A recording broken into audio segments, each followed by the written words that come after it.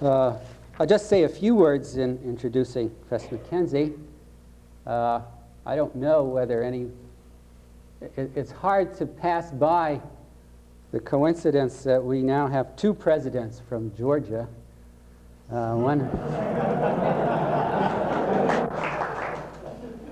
But he was born in Montezuma, 1919, and I won't give all the details of his education, but he studied at Duke, Princeton, Oxford, and did postdoctoral work at the University of Chicago. He's now Wilson Professor of Economics at the University of Rochester.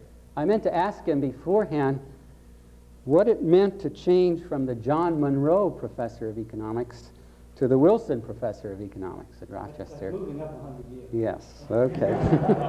Maybe we can inquire about that later. He's had many fellowships and honors. I think one of the most interesting was that he was a Rhodes Scholar in 1939. His research, I'm sure, is well known in international trade, in the theory of general equilibrium, both existence and stability questions. I personally think that it's not as well known as it should be to what extent Professor McKenzie was a pioneer in the theory of existence of competitive equilibrium. Perhaps it's because he hasn't written a book on the subject, but in any case, that's the fact. In connection with his work on stability, he developed a theory of matrices with dominant diagonals, which had other applications. I was talking about his work on capital accumulation. I think it's quite clear that Professor McKenzie has done the most significant work on that subject in terms of both the breadth and depth of analysis on what has been popularly called the Turnpike theorem. And at the risk of getting into trouble with some of my friends at Cambridge, Mass., I think I could say that he was the first person to prove a theorem about the Turnpike theorem. But today, it seems he is going to return to an earlier interest of his and talk to us about the existence of competitive equilibrium. And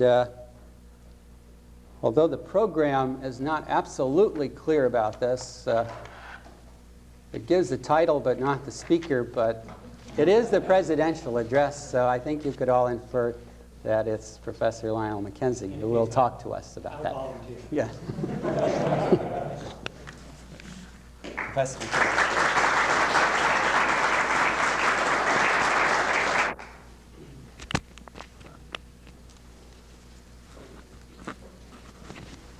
Well, I hope that works. So what I plan to do is indeed to return to an early bit of research. It's always nice, I think, to be in on the beginnings of a subject. And I think in this case I really was. It has a special place in my own memory. I'd like to say a few things about my early associations with this subject. I think the first time I became seriously interested in it, or at least it was brought forcibly to my attention, was in Frank Graham's seminar in Princeton, where Frank Graham had a model of world trade, which was a general equilibrium model, and his students were expected to solve this model with paper and pencil. This was sometimes not terribly easy. The method of trial and error becomes quite difficult as the number of countries and the number of commodities increase. However, we managed to handle problems at least as large as the one that he published in his book, which was 10 commodities and 10 countries. Also at Princeton, Oscar Morgenstern's seminar considered this question a bit. This was about the time that Hicks published his Value in Capital. And Oscar had come to Princeton just briefly before that to work with von Neumann. In the Advanced Theory Seminar, which I attended, I believe, in the spring of '41, but I'm not absolutely positive of that, we discussed Hicks's Value in Capital, and many sarcastic remarks were passed by Morgenstern on the question of existence of equilibrium, where Hicks had tried to imply, I suppose, that counting equations was enough, or at least that's all he referred to.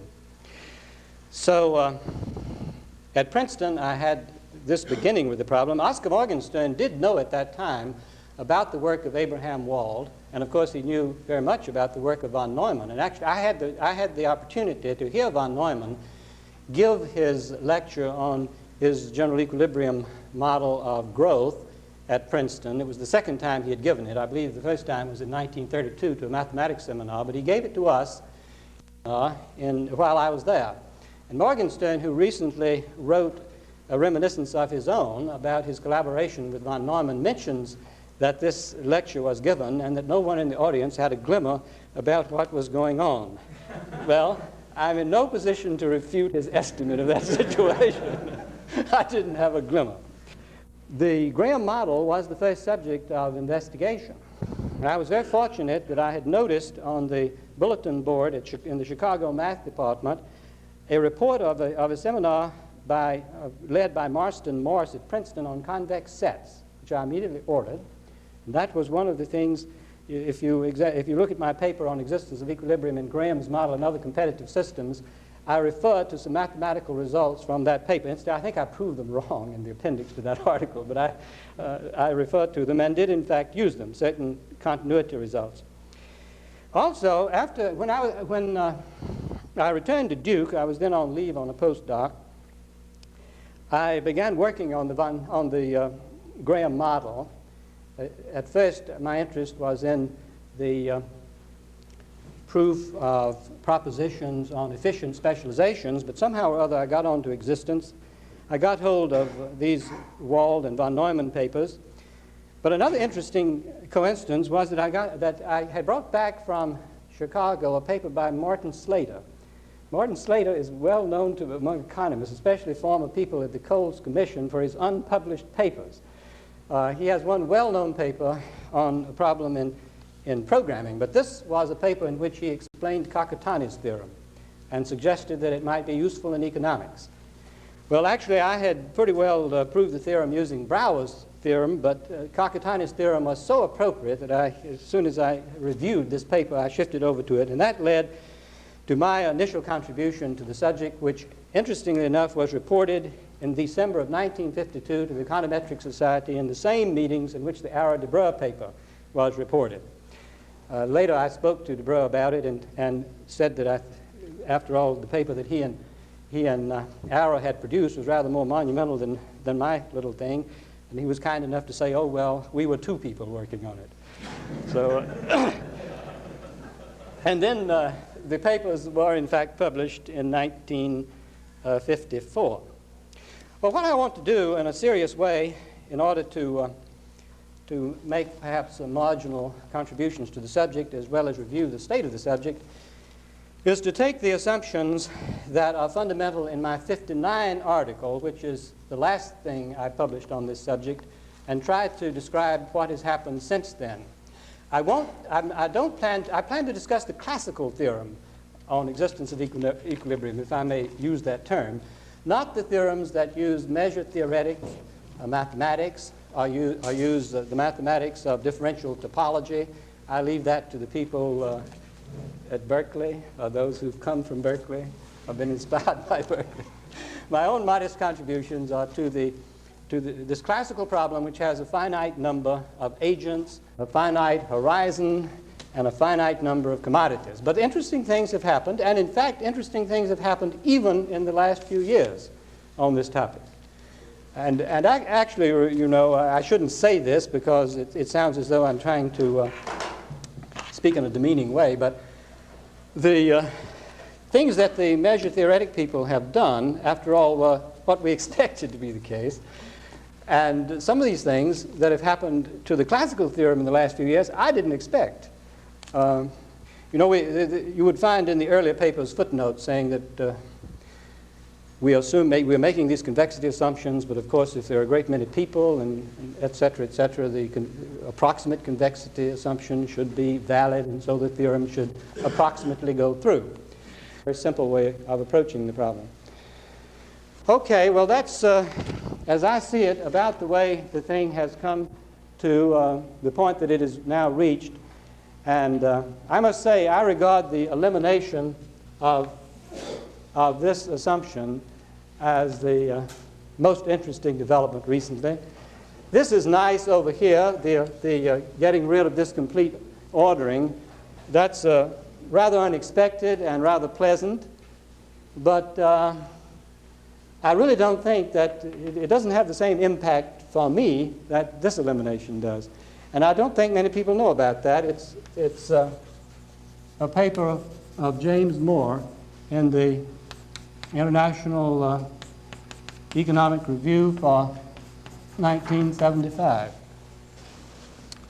Well, I think I'll stop there.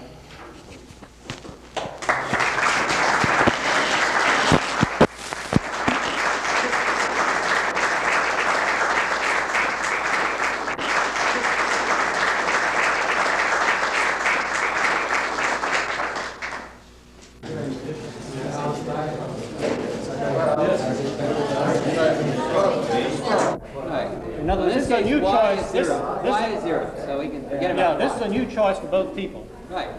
Which is simply contained in their consumption sense. Yeah, right. And this is a possible offer by the other person, which makes up any deficiency in X prime due to the lack of an adequate supply of the commodities.